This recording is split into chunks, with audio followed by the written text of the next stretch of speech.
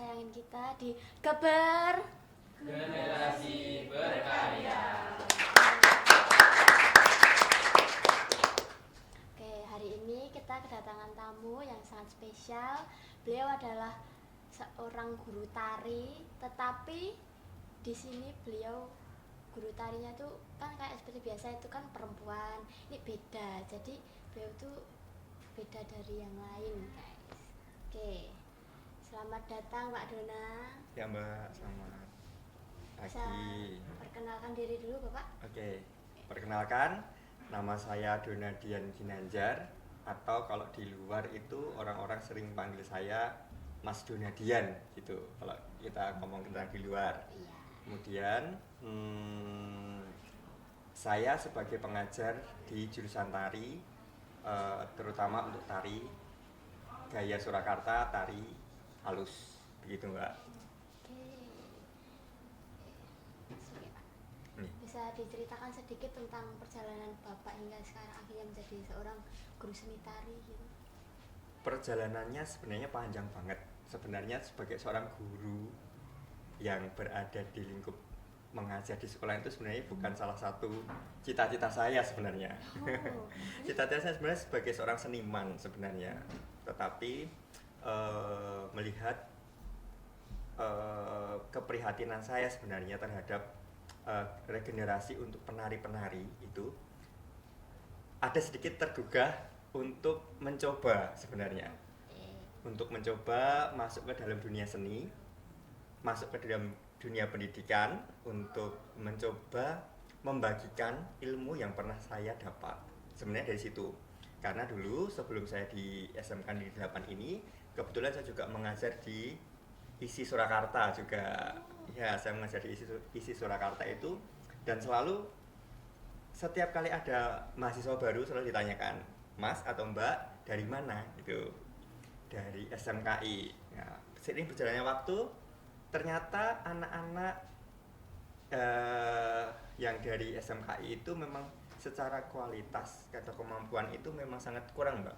Nah, dari situ itu mosok toh SMKI kualitasnya iso berkurang, saya bilang kayak gitu. Padahal ini kan kayak dari sekolah seni Iya, ya. iya. Tapi Otomatis malah harusnya kan kurang mereka sudah gitu. dapat bekal ya, Iya, dari dapat bekal. dasarnya itu kan udah Dari punya. situ punya keinginan, suatu saat nanti kalau aku diundang sebagai guru tamu di SMKI, saya mau coba meneliti apa sih yang sebenarnya yang kurang di, sehingga kok anak-anak itu nggak bisa menampilkan yang terbaik gitu loh.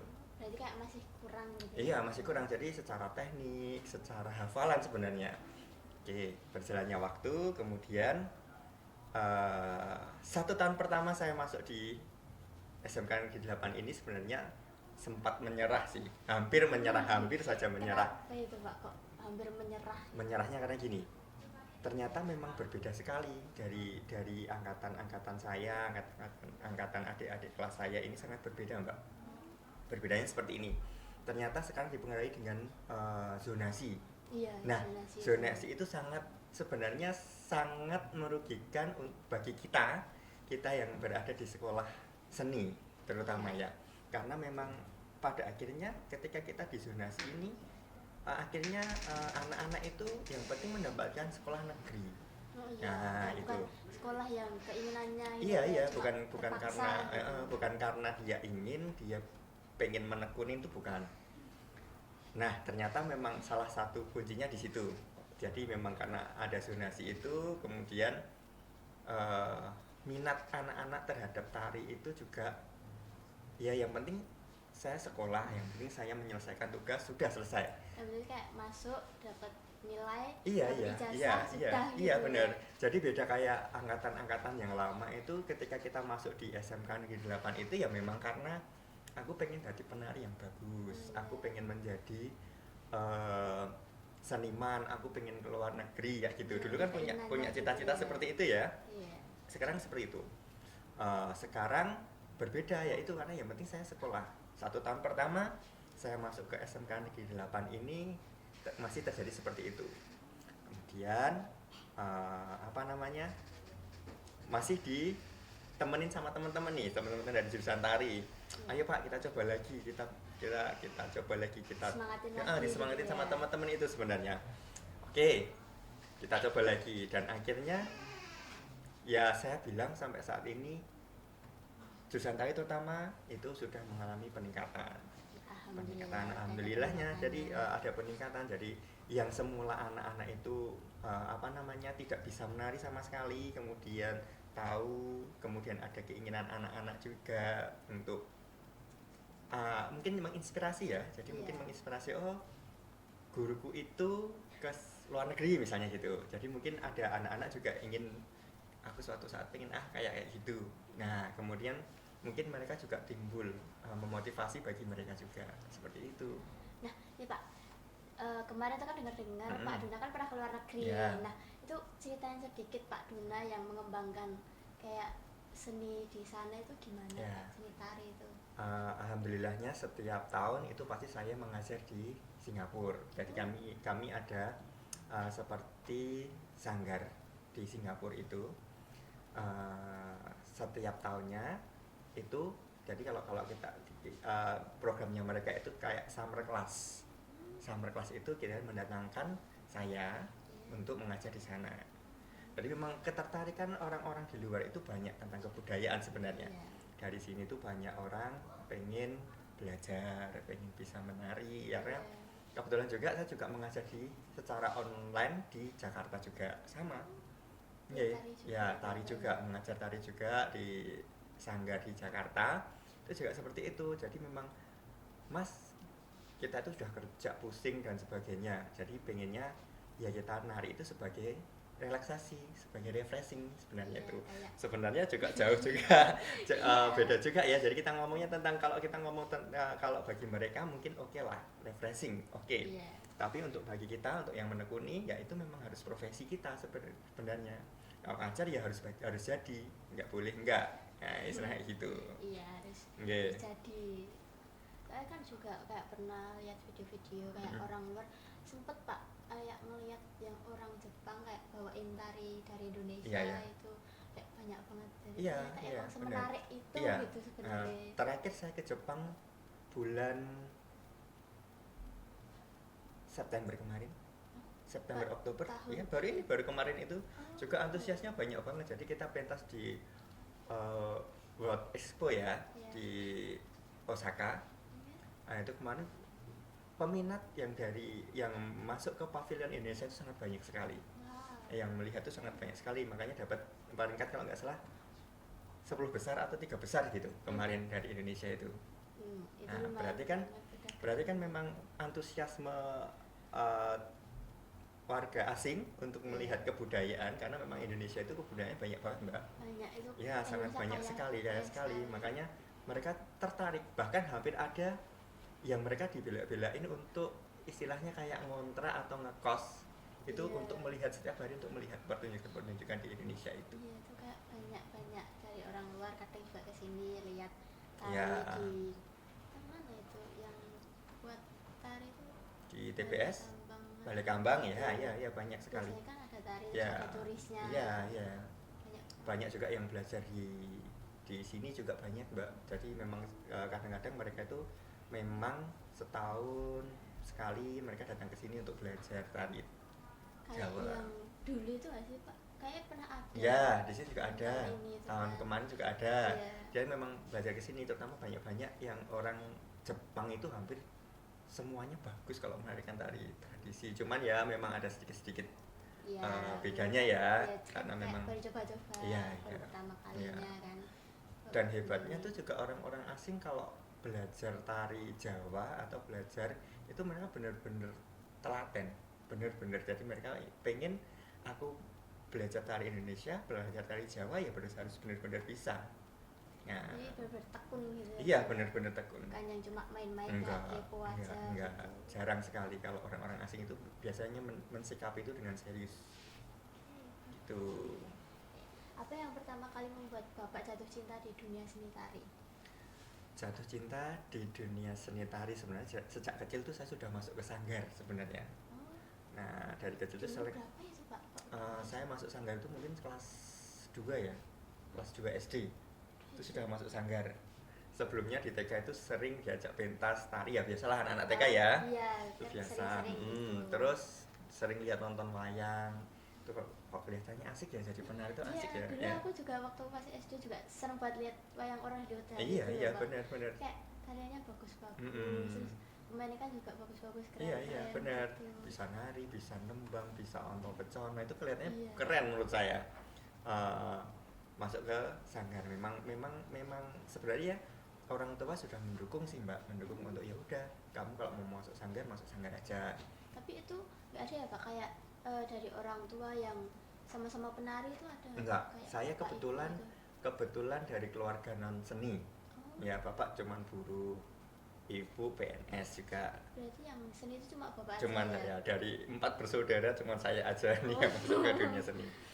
Dulu pernah diginin sama orang tua ketika mau memutuskan untuk masuk ke dunia seni, sempat terhalang bahwa kamu mau ngapain masuk di dunia seni, sebenarnya seperti itu.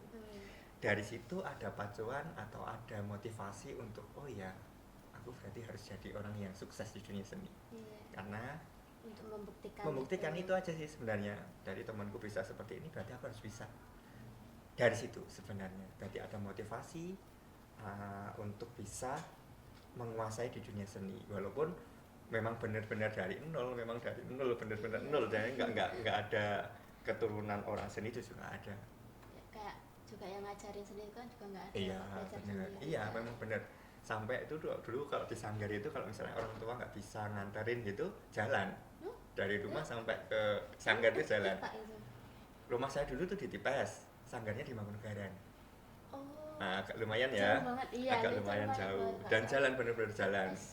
Ke Mangkunegaran lumayan banget sih, Pak. Iya, masih kecil tuh bayangin, kelas 3, kelas 4 gitu udah jalan sendiri ya, memang karena pengen belajar nari aja Iya, gitu. saking kayak udah niatnya gitu buat belajar seni. Iya, dari situ motivasinya. Iya.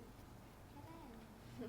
Bagaimana awalnya Bapak menerima amanah sebagai abdi dalam nih, Pak?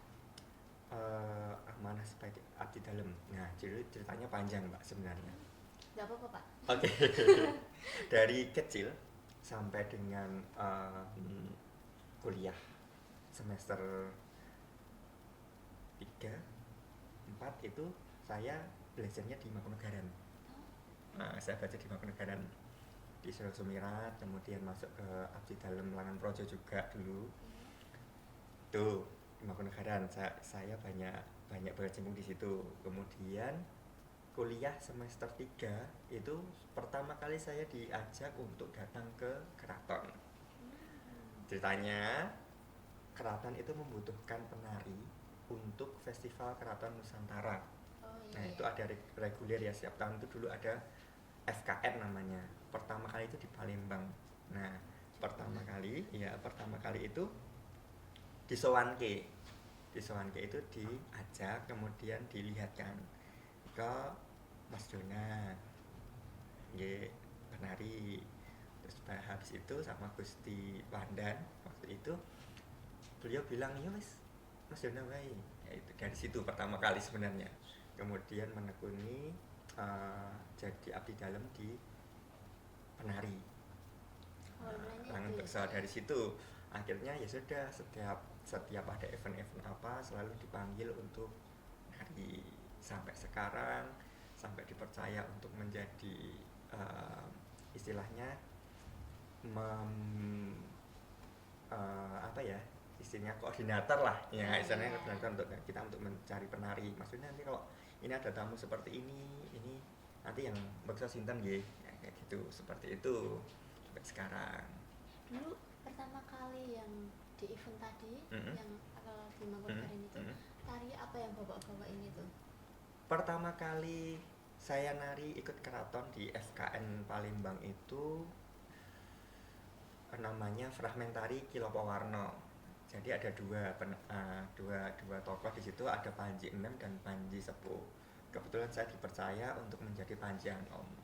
Begitu pertama kali, dan setiap tahun alhamdulillah rutin juga. Dulu Citra Palembang, Pangkalan Bu, jadi memang keraton-keraton Nusantara. Nah, dari situ saya mendapatkan pengalaman bahwa dengan menari saya bisa melihat Indonesia. Jadi Saya bisa keliling-keliling ke Istana Kuning, kemudian ke Pagaruyung, kemudian kemana-mana. Jadi memang NTT sampai ke Bima, sampai naik pesawat yang kecil itu loh Mbak, baling-baling ya. Iya. Nah, sampai naik itu juga pernah dari situ. Berarti kalau ambil kayak seni tari itu juga nggak ada salahnya ya Pak ya. Jadi Soalnya kan terkadang itu kan ada kayak yang kayak nanya kan Pak, "Ki meh njupuk seni tari ki meh dadi opo?" Ya. Nah, itu pasti iya pertanyaan benar, yang keluar tuh mesti itu. benar sekali. Makanya kan tadi saya juga bilang sama yang diutarakan di depan tadi bahwa orang tua saya juga bilang, kamu mau ambil seni tari, kamu tuh mau ngapain, kerjaannya mau apa, kayak gitu. Iya. Nah dari situ ya itu tadi saya mau membuktikan bahwa saya bisa lah. Akhirnya bisa keliling-keliling Indonesia ini, keliling Indonesia dulu ya. Indonesia. Kemudian 2009 itu saya pertama kali ke Eropa, ke Denmark kalau nggak salah, itu pertama kali. Jadi pertama kali melihat dunia melalui seni tari.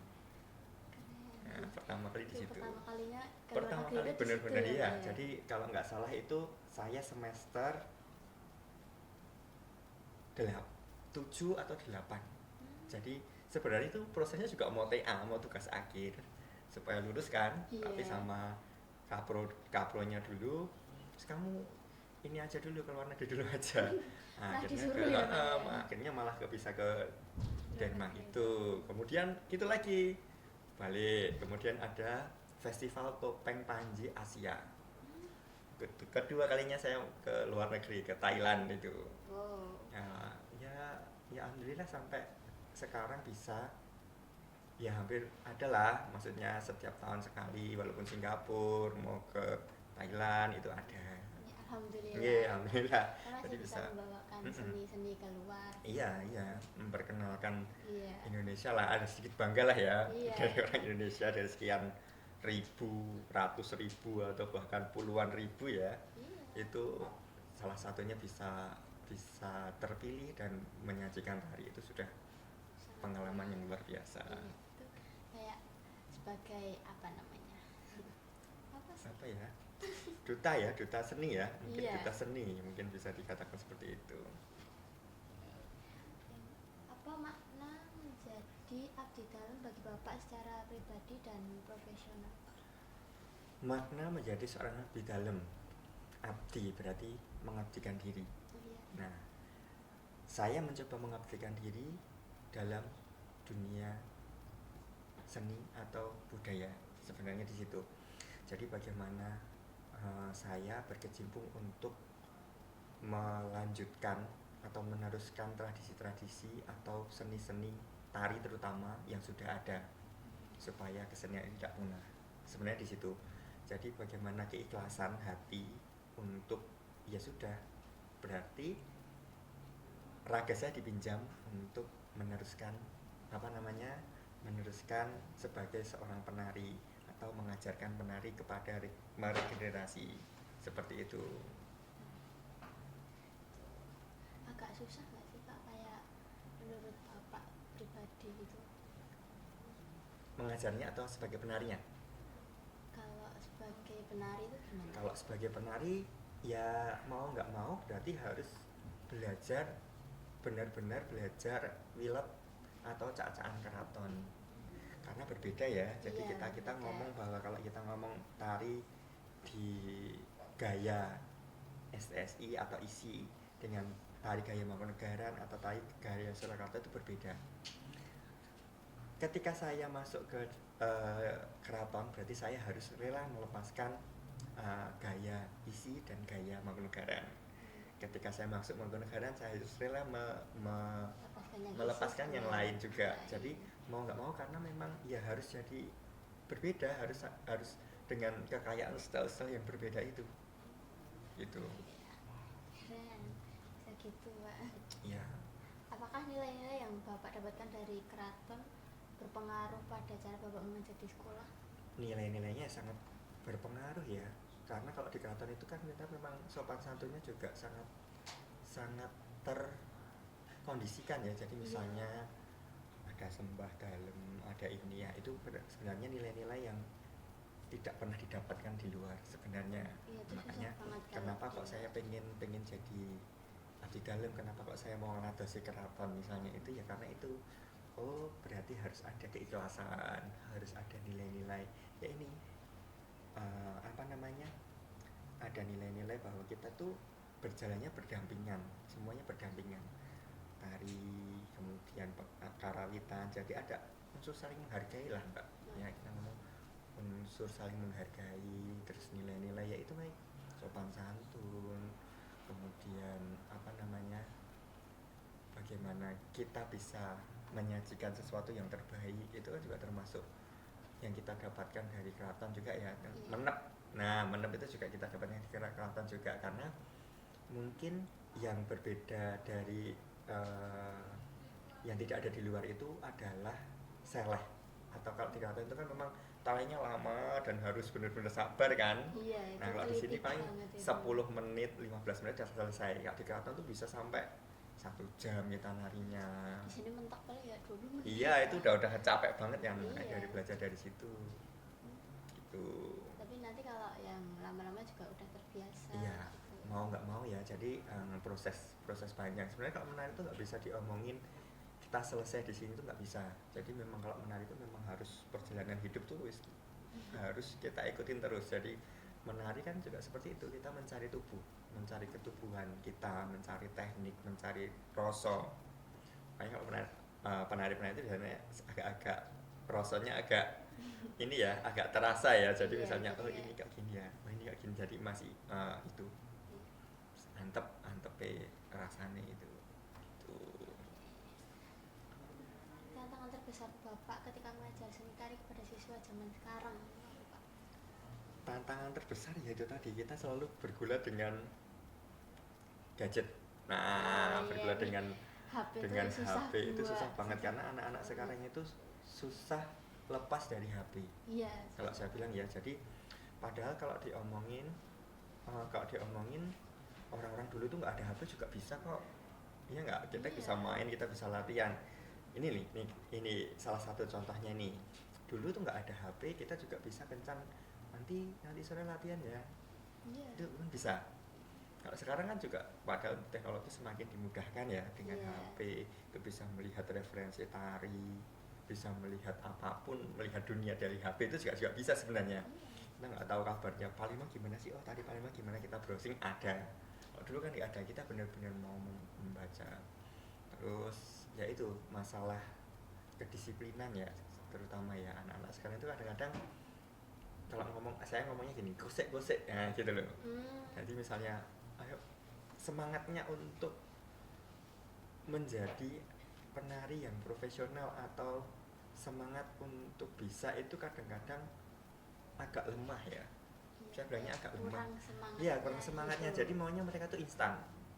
Iya, yang kebanyakan penting sekarang maunya instan. saya nggak mau proses panjang, saya maunya tetap langsung jadi bagus. Tapi kan kalau di dunia seni kan nggak bisa. Iya, Karena harus memang pelan-pelan. tatarannya harus pelan-pelan. Karena memang seumur hidup itu kalau mau jadi penari yang bagus itu ya belajar, tetap Iya. belajar. Mungkin sekarang pun posisi saya sebagai seorang guru pun saya juga harus belajar. Oh, belajar dari anak-anak juga. Nggak bisa ya. Jadi misalnya metode pembelajaran saya disamakan dengan metode pembelajaran saya yang dulu kan nggak bisa. Jadi harus ada. Nggak ada yang mau kayak. Iya benar. Gimana Kita susah gitu. sebenarnya. Kita susah, jadi tidak bisa memaksakan juga nggak bisa. Yang penting kita harus memperkenalkan dulu. Memperkenalkan ini loh nari seperti ini. Iya, kamu tertarik nggak? Nek kamu tertarik ya ayo belajar. Belajarnya nggak mungkin bisa langsung ditekan gitu, nggak bisa. Ya, harus pelan-pelan. Tapi sebenarnya iya, sebenarnya kalau di sini pun juga susah mbak, karena masa untuk pembelajaran itu sangat pendek. Iya, Sangat 3 tahun ya, saya bilang itu sangat pendek, karena masuk belum nggak bisa apa-apa. Iya. Kemudian kelas 2 Tapi ya ini, nggak tahu iya yang tentang benar-benar itu. kosong, nggak tahu apa-apa, jogetnya kayak gimana nggak tahu, modalnya cuman dari sering joget TikTok atau sering joget kreasi kan sangat beda. Sedangkan Iya, di sini, sama yang di sini. iya, sedangkan di sini kan kita memang benar-benar harus mempelajari tari tradisi atau tari klasiknya ya. Iya. Benar-benar. Nah dari situ mungkin kadang-kadang ya itu mereka bayanginnya oh nari ki penak iki mau logat-logat ngono kae. Padahal akhirnya kayak nggak semudah itu. Iya bener. Terus akhirnya waduh angel nih. Terus akhirnya kamu berusaha. Padahal kalau menurut saya apapun yang bisa dilihat mata, yang penting matanya sehat, telinganya mendengar dengan baik itu sebenarnya sudah bisa kok semuanya. Karena itu visual ya. Jadi menari itu kan visual, bisa dilihat, bisa diamati. Gitu. Jadi ya pasti bisa, nggak mungkin nggak bisa. Iya. Cuman tergantung niatnya saja. Ya tergantung perorangannya. Iya, Kalau lihat pasti tetep. juga kayak dia bakal lebih memahami Iya, mendalam iya. terus. Saya dulu juga gitu, saya dulu juga mencari, baca buku, mencari terus lihat apresiasi. Dulu nggak ada video di YouTube tuh nggak ada kan. Iya, Jadi kita nggak harus ada. nonton pertunjukan. Saya di SMKI dulu kebetulan saya juga alumni SMK Negeri 8 kan. Alumni sini, Pak. Iya, terus melihat diisi, melihat oh ini Mbak E ini kok jogetannya bagus ya. Oh Masnya ini kok jogetannya bagus sih. Caranya gimana ya? Itu dulu sempat ada penasaran seperti itu. Terus ada keinginan, wah suatu saat aku pengen jadi kayak seperti itu. Kayak gitu. Iya, udah ada inspirasinya. Iya, iya, benar. Gitu. Dulu waktu kecil aku juga pernah Mm-mm. kayak kan ngeliat kayak kakak kelas waktu masih SD kan, Pak. Mm-mm. Lihat kakak kelas itu nari kayak kok bagus ya, aku pengen Mm-mm. gitu. Nah, Mm-mm. terus waktu dulu sama kepala sekolah itu Pak Marsudi itu Mm-mm. diajarin kan nari kayak setiap hari kan ada setiap seminggu sekali pasti ada Ekstra ya? Iya, kayak pembelajaran buat tari Iya. gitu. Habis itu diajarin nari. Nah, dulu sempet nari bawa tarian Garuda Sakti gitu. Mm-mm. Nah, itu kan kayak ya nari itu ternyata ya nggak semudah yang Iya dilihat benar. Kalau gitu. melihat itu kelihatannya oh mudah ini pasti mudah, Iya. narinya mudah Tapi cuma pas gitu-gitu waktu aja. praktekin ya waduh. Iya benar, Kadang benar. ada hitungannya yang terlewat, Iya, terus iya. ada yang kurang ini Iya, lah, bener. gitu. Dulu juga kayak gitu. Di SMK Negeri 8 ini, di SMK ini dulu saya cuma belajarnya tari tradisi. Dari kecil tari tradisi, kemudian dimasukkan ke ISI, melanjutkan kuliah di ISI itu ketemu sama yang namanya proses tari kontemporer. Itu yang ngajar tuh Pak Eko PC atau Pak Eko Supriyanto ya, itu bener-bener sampai pernah hampir 1 minggu 2 minggu itu nggak bisa jalan aku. Iya, cuma Kenapa padahal itu, Pak? itu padahal cuma latihan stretching pemanasan aja, cuman kakinya cuma naik-naik gini aja. Ya tapi seminggu nggak bisa jalan. Tapi kan oh oke, berarti aku bisa ngomong bahwa ada tari yang lain selain tari tradisi, ada tari kontemporer. Oh berarti aku harus juga mempelajari itu juga. Sebenarnya jenis Lihatnya seperti gampang, itu. oh ini nanya cuma gini-gini aja nih. Tapi ketika kita masuk di sini ya itu sampai pernah nggak bisa jalan tuh buat duduk atau buat mandi gitu, wah rasanya hampir itu 2 minggu ada. Lama banget. Iya itu bener ya kan itu. jarum ya, mungkin Iya, itu jarum. karena kan mungkin, belum terbiasa. iya jadi dari kan situ. kayak otaknya masih Mm-mm. tegang. Tapi lama-lama ya oke, mencoba menikmati. Iya, kan lama-lama juga udah Iya. nggak sakit kayak oh ya udah, Mm-mm. udah mulai terbiasa. Iya. Bagaimana Bapak mengatasi siswa yang kurang percaya diri atau merasa tidak berbakat dalam menari itu gimana? Biasanya tak kasih motivasi sih, yaitu tadi bahwa menari itu bisa dilihat dengan mata polos ya, kita bisa melihat oh bentuknya seperti itu, pasti bisa. Tergantung bagaimana anak-anak itu bisa usaha mereka untuk menjadikan mereka menjadi penari yang bagus sebenarnya.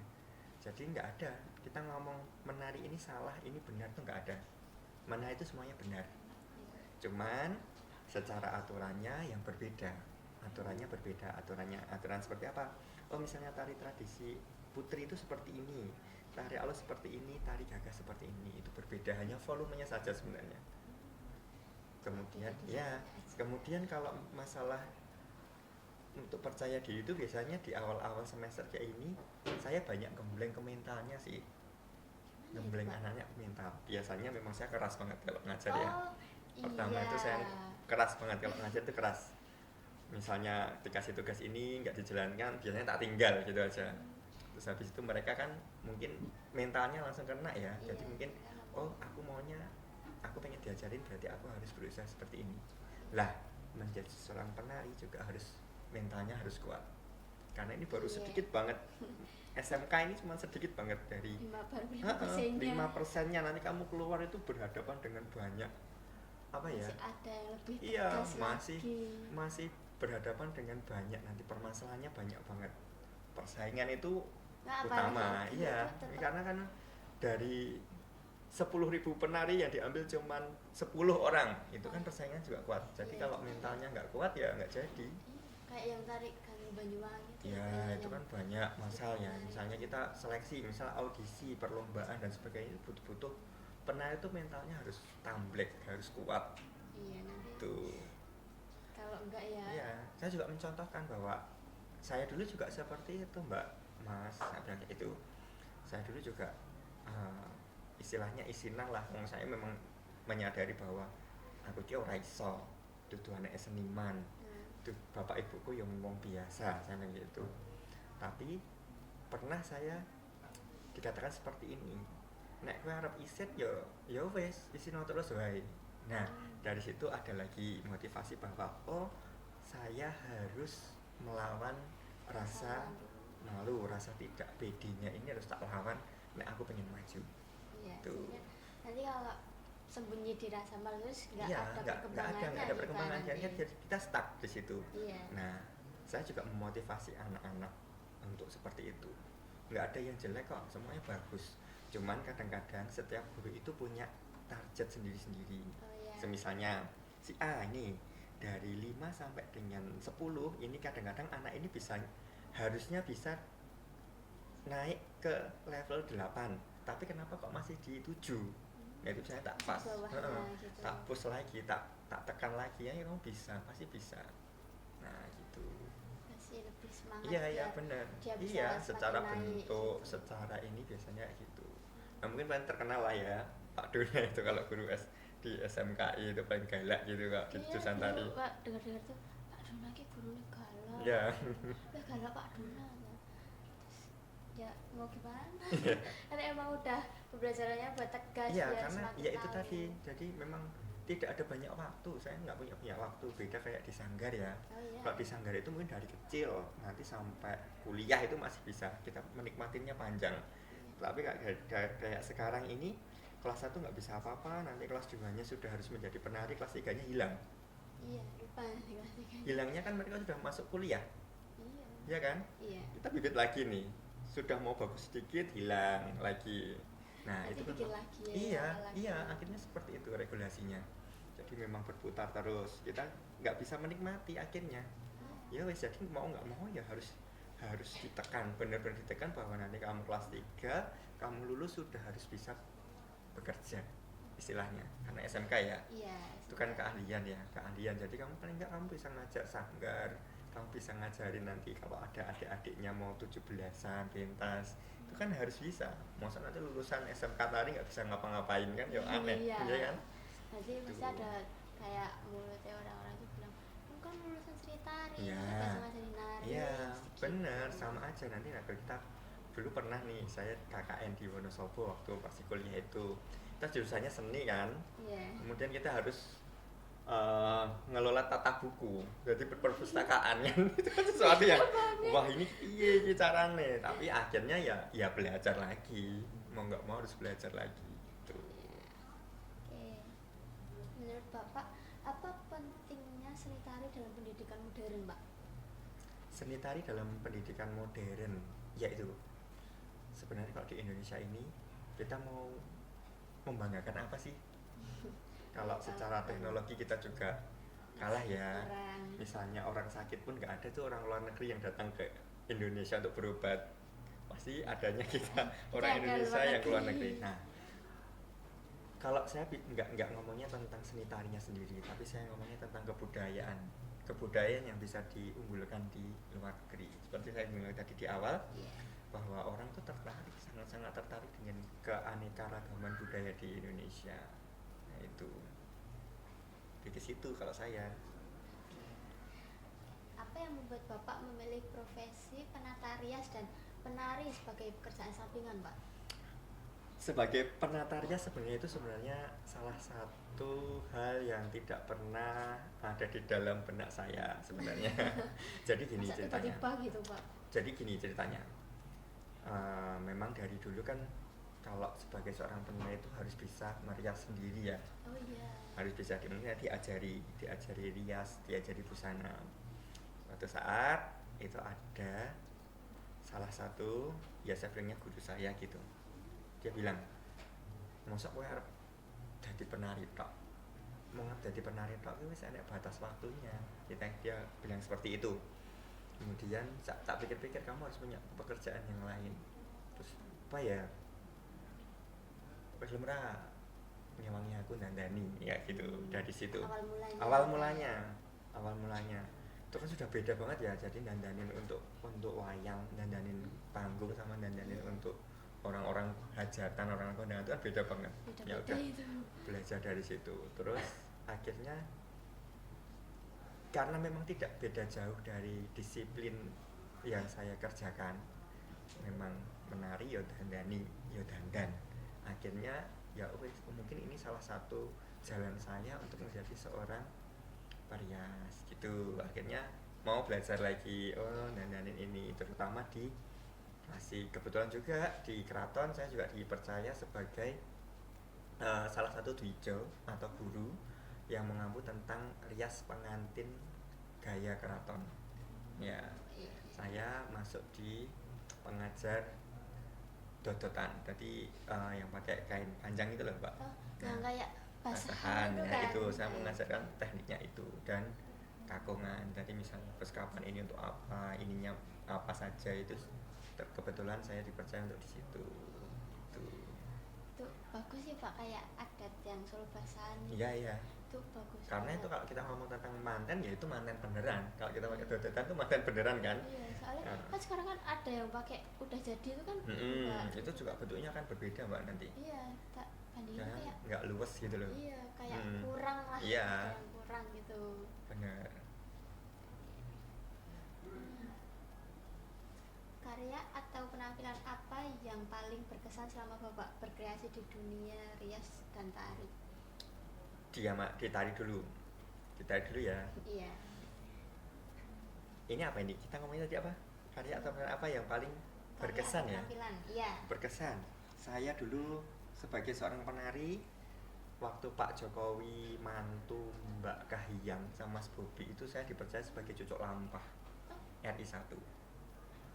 Nah, mau lihat nanti? ya nanti boleh lihat di ini.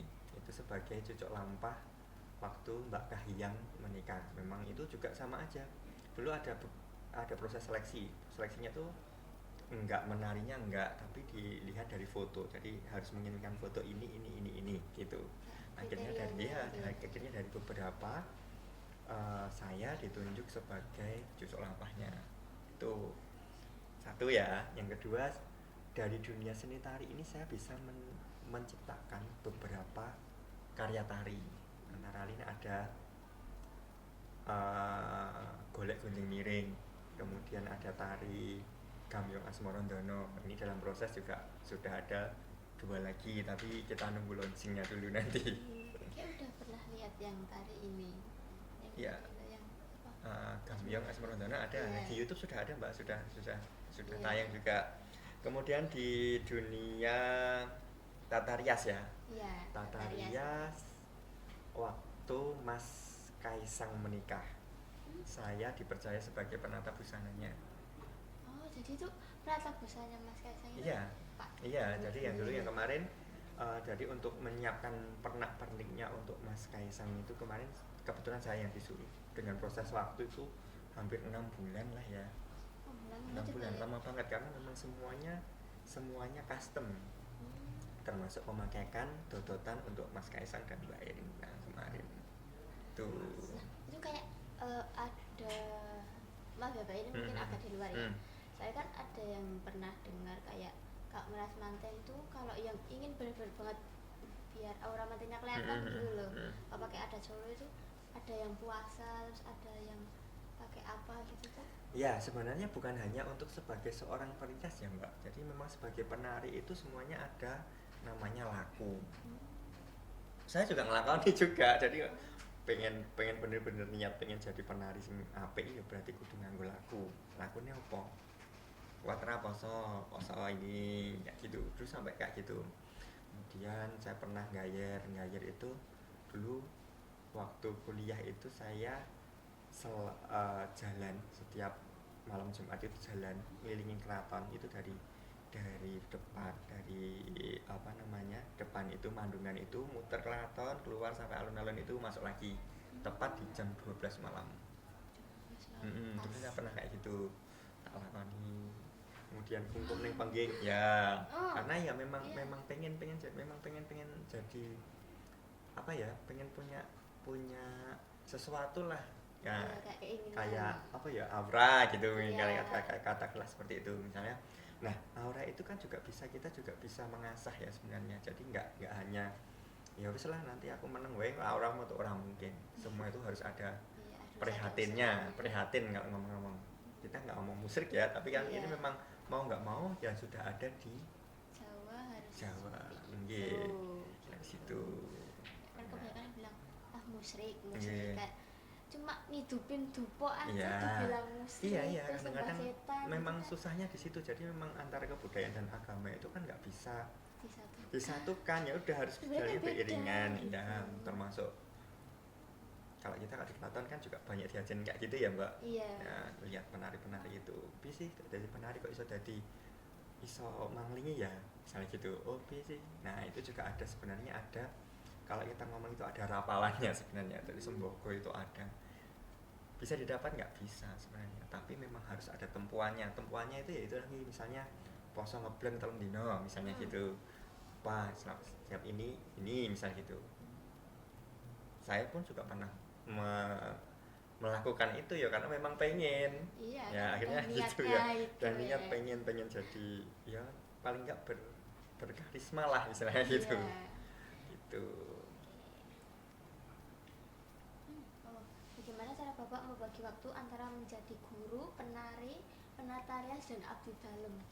Menjadi guru ya sebenarnya nggak dipikir secara pusing ya sebenarnya karena memang saya di sini ya sudah kalau misalnya jamnya mengajar ya mengajar kebetulan yang bisa maksudnya bisa dinego ya kita nego misalnya mengajar itu dari Senin sampai dengan Jumat kemudian tadi menekuni profesi sebagai seorang penata rias ya di Sabtu dan Minggu pasti ya Iya, karena itu nanti hari-hari rombongan. kemudian mengajar di Pasinon itu ya pulang sekolah biasanya seperti itu jadi biar iya sampai malam gitu kadang-kadang saya di keraton jadi memang sudah ada apa namanya pos jam-jamnya sendiri-sendiri ya.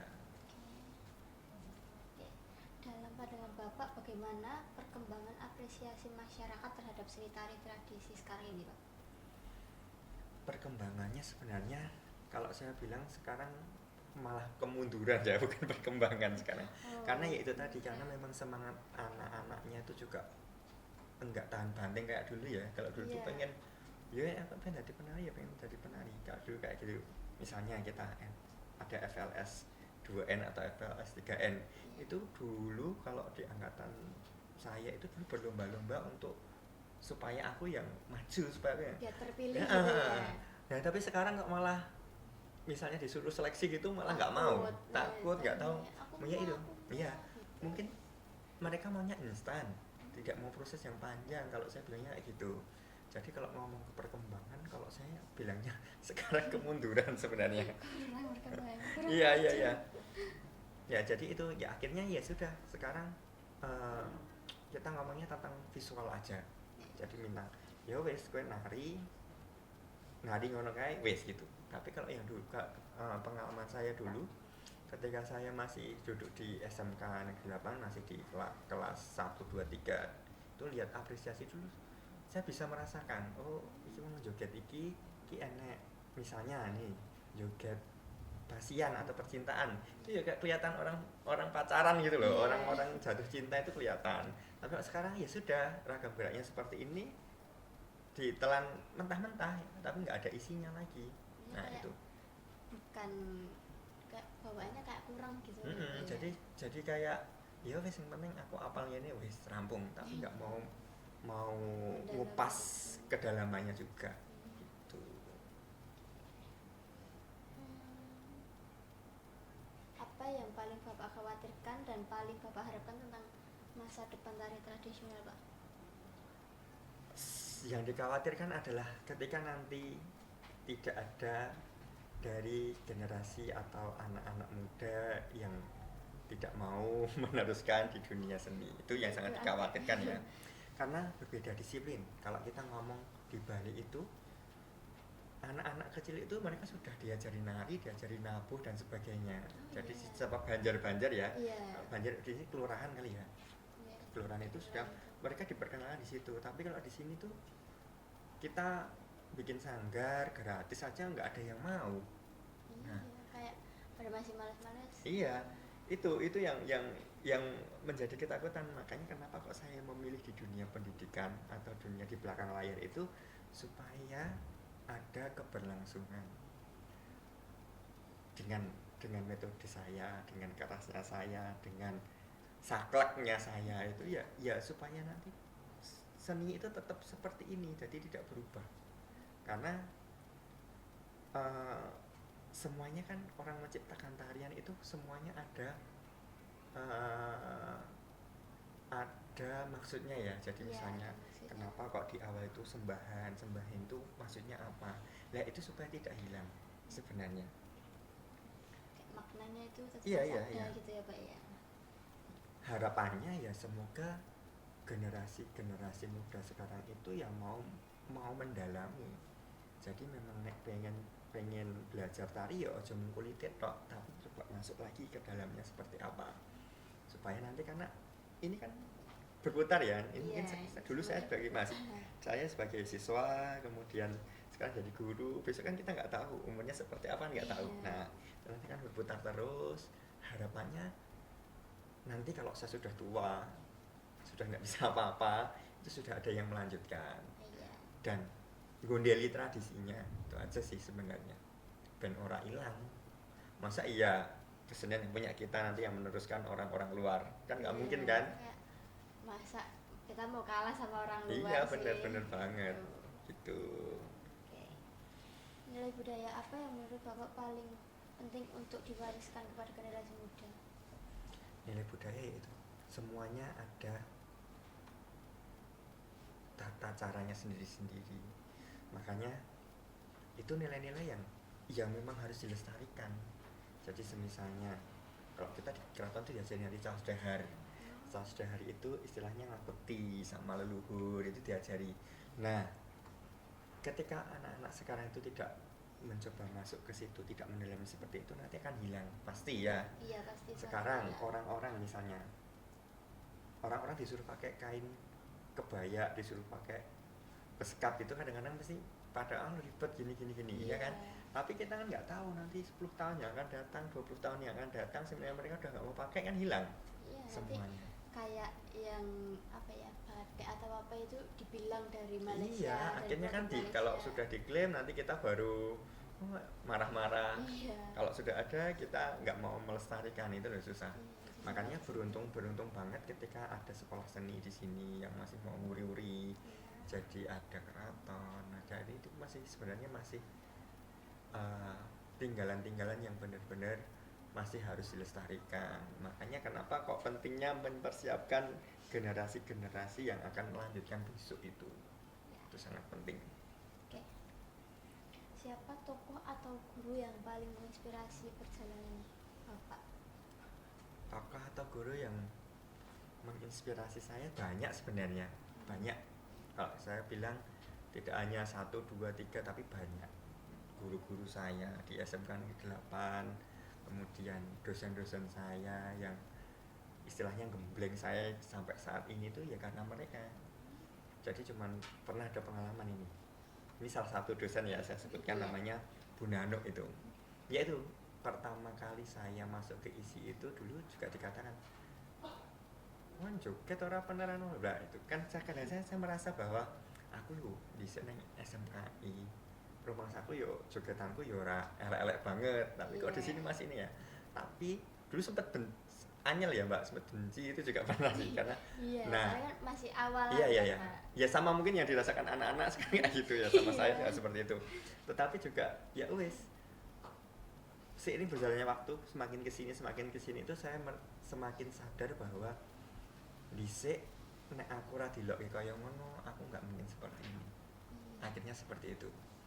Salah satu guru yaitu cuman nung sak serisik tok ya maksud salah misalnya gitu. Iya. Tapi dari situ oh berarti beliau kepingin nantinya saya menarinya dengan benar, tidak dengan asal-asalan. Iya, nanti Nah dari situ Iya, salah kan. satu. Kemudian ada Bu Hodowiyah, ada Pak Daryo, itu menginspirasi saya sebagai seorang wong joget iku kudu nganggo roh, enek roh. Nah itu piye carane goleki, harus mencari. Itu banyak sebenarnya. Nah, kalau ngomong siapa yang menginspirasi banyak, tidak hanya cuma satu dua, tapi setiap apa namanya, setiap individu itu punya karakteristik masing-masing. Iya. Tuh. Oke. Apa momen terberat dalam perjalanan karir Bapak dan bagaimana Bapak mengatasinya? Momen terberat dalam perjalanan karir saya itu dulu ya memang karena saya orangnya keras ya Mbak. Jadi memang saya independen banget, orangnya keras, jadi mungkin banyak orang yang tidak suka dengan saya sebenarnya kalau kita ngomong ya. Tapi ya kalau kamu pengen jadi seseorang yang istilahnya kamu punya nama, kamu punya ini ya kamu harus punya karakter sebenarnya. Iya, harus punya karakter Ya, sendiri. harus punya karakter. Kalau enggak nanti ya wes kamu akan tenggelam dengan orang-orang yang baru. Iya. Nah, tapi kalau kamu punya karakter khusus, misalnya oh Mas Dona Kai, Pak Dona ya ngomongnya, Pak Dona Kai penari spesialisasinya di tari pasian misalnya gitu. Jadi harus punya karakter. Harus punya karakter. Yaitu tadi persaingannya sangat berat. Saling menghancurkan juga pernah. Iya, Juga itu pernah gitu. pasti Dulu ada, juga pernah Pak. saya juga di SMK Negeri 8 dulu pernah sebenarnya saya terpilih sebagai pertukaran pelajar saat itu. Tapi ya karena ada beberapa temen yang istilahnya jekel ya. Iya. Tapi ya sudah. Terus akhirnya harus nerima lagi bahwa oh ya wes berarti jatahku kudu ning kene. Akhirnya semua permasalahan itu memang harus disikapi dengan ikhlas atau legowo. Iya, semuanya harus legowo. Nanti Iya. bakal ada gantinya ya. Iya, semuanya pasti ada takarannya kok. Mungkin karena kalau dulu pun saya misalnya ikut pertukaran pelajar itu mungkin ya tidak akan seperti sekarang. Mungkin ya wes lah aku wes cukup puas aku saiki SMK aja sudah bisa seperti ini kan gitu. Iya. Kuliah juga sama. Sering istilahnya apa ya? Istilahnya ditutup jadi biar nggak terlihat lah, maksudnya terlihat menonjol gitu enggak. Iya. Tapi akhirnya ya wes, oh ya berarti aku kudu mandiri, aku harus punya nama sendiri, aku nggak lagi ikut di benderanya orang lain misalnya gitu. Punya Itu, pendirian iya, sendiri. iya.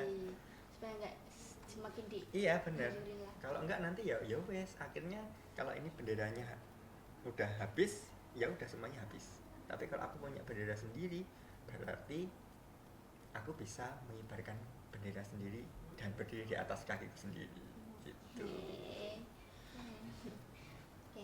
Nasihat apa yang Bapak berikan untuk anak muda yang ingin serius menekuni seni tari?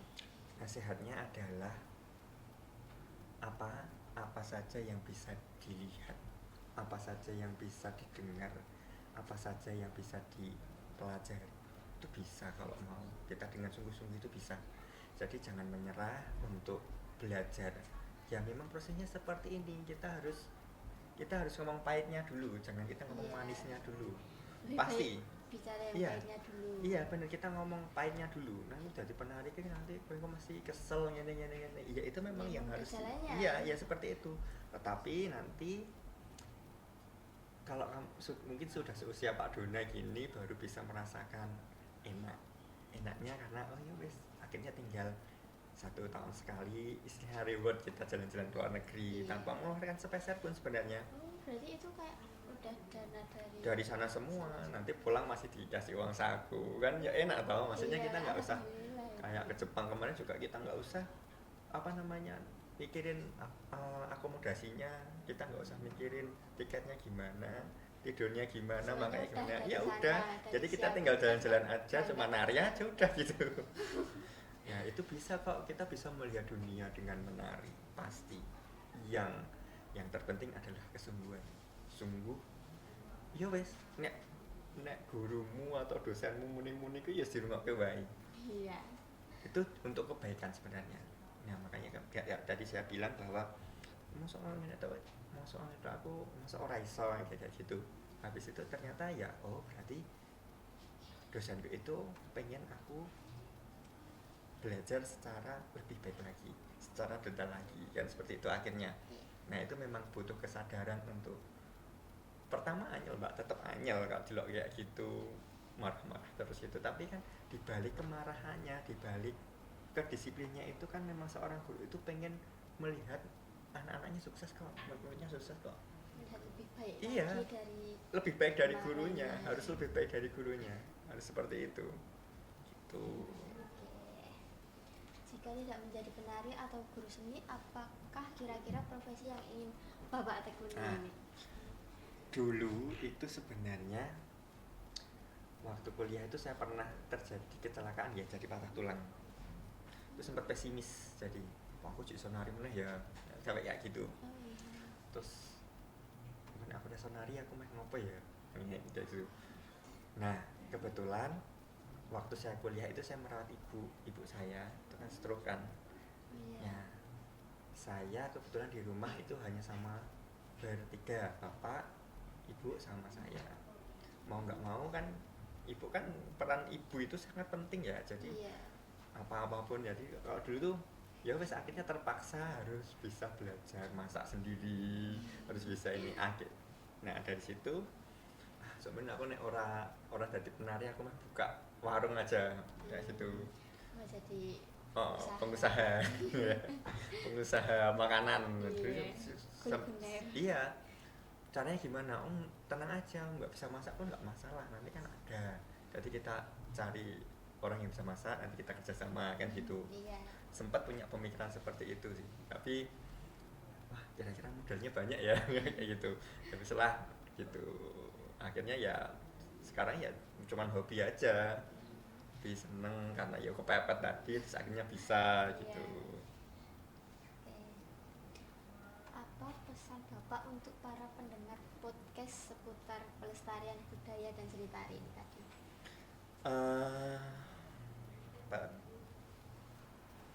Untuk yang mendengarkan atau yang melihat podcast ini ya, harapannya untuk sekarang ini jangan pernah meremehkan sesuatu hal. Sebenarnya gini ya, kayak tadi menari, karawitan, pedalangan itu kamu mau ngapain itu sebenarnya bisa kok, orang tua juga harus wajib mendukung. Jadi memang setiap anak itu punya potensinya masing-masing, jadi tidak bisa di istilahnya orang tuanya gagal menjadi dokter terus anaknya disuruh jadi dokter, itu kan nggak bisa.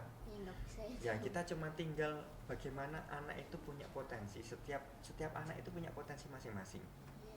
Nah sebagai orang tua pun kita juga harus memberikan dukungan sepenuhnya, jadi biar si anak itu juga bisa mengembangkan talenta yang dia berikan seperti itu. Jadi ada semacam dukungan terutama untuk kebudayaan ya, untuk seni tari, untuk apapun itu sebenarnya mohon untuk mendukung putra-putrinya, jadi supaya mereka bisa nyaman, mereka tekun. Biasalah maksudnya kalau kita di dunia tari, dunia karawitan itu pulang sampai malam-malam itu latihan-latihan itu biasa sebenarnya. Cuman tergantung bagaimana penyikapannya si anak. Si anak juga seperti itu. Jadi ketika sudah dikasih kepercayaan ya dijalankan dengan sebaik-baik mungkin. Jangan terus menyalahgunakan terus tinggoyi mumpung masih muda-muda, untuk adik-adik, untuk anak-anak yang masih muda itu kejar dulu mimpinya seperti apa, kamu pengen seperti apa, jangan buru-buru lah istilahnya, Iya. kejar dulu kamu pengen jadi apa sampai kamu mendapatkan sesuatu itu gitu. Oke. Oke. Cukup sekian podcast hari ini. Ya seperti ini tadi, dari guru seni seperti Kak Dona kita belajar bahwa mengambil keputusan sendiri itu bukanlah hal yang salah. Itu kan sebagai pendiri kita sendiri, jadi kita cukup menjalani, meniati, dan semakin mendalami aja. Jadi kalau ingin tahu itu bukan hanya di kulitnya saja, kita harus tahu dalamnya, tahu bijinya itu gimana, awal mulanya gimana, jadi kita harus tahu semuanya. Oke, cukup sekian podcast hari ini. Oke, di Geber Generasi berkarya.